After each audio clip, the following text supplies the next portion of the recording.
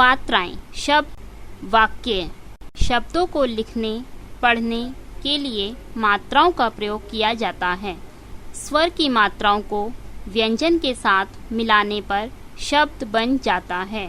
स्वर के प्रयोग से हमें मात्राओं का ज्ञान होता है।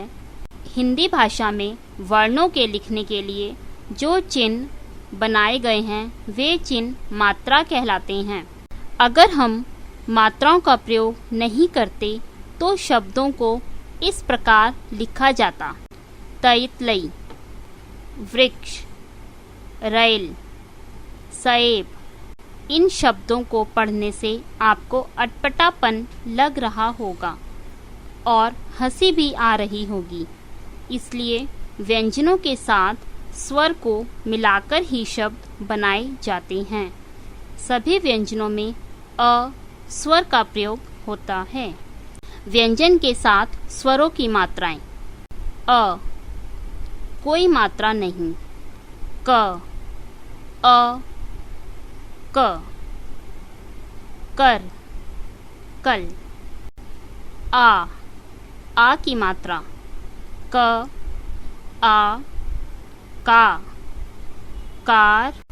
छोटी ई की मात्रा: क। छोटी ई की मात्रा: की, किसान। बड़ी ई की मात्रा: क। बड़ी ई की मात्रा: की, कीमत।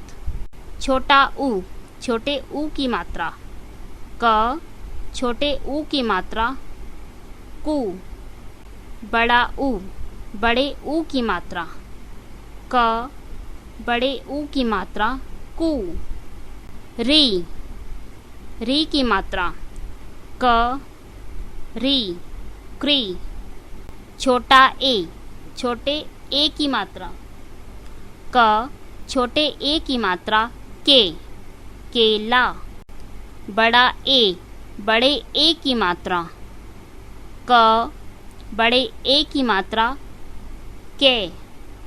ओ की मात्रा: क, ओ, को। औ की मात्रा: क, औ, कौ, कौवा। सभी मात्राओं को लगाने का अलग तरीका है। कुछ मात्राएं व्यंजनों के ऊपर लगती हैं, कुछ नीचे, कुछ आगे और कुछ पीछे। र के साथ छोटा ऊ या बड़ा ऊ की मात्रा उसके आगे, पीछे या ऊपर नीचे ना लगाकर र के पेट में लगाई जाती है। र छोटा ऊ, रू, रुमाल। र छोटा ऊ, रू, रुई। र बड़ा ऊ, रू। र बड़ा ऊ, रू, अमरूद। री की मात्रा हमेशा व्यंजन के नीचे पैर पर लगती है। क, री, क्री, कृपा। क, री, क्री, कृष्णा। शब्द: जब हम वर्णमाला के वर्णों को मिलाते हैं तो वह शब्द बन जाते हैं। शब्दों को बनाने के लिए वर्ण, स्वर और व्यंजन का हम प्रयोग करते हैं। सभी शब्दों का कोई न कोई अर्थ होता है, जैसे नैन, कमल, कलम, गरम। सभी वर्णों को सही क्रम में लगाया जाए तो ही उसका कोई न कोई अर्थ निकलता है। अगर शब्दों को सही क्रम में ना लिखा जाए तो उसका कोई अर्थ नहीं होगा। जैसे ती, धो, ती धो, इसका कोई अर्थ नहीं है। धो, ती, धोती, यह शब्द सही है।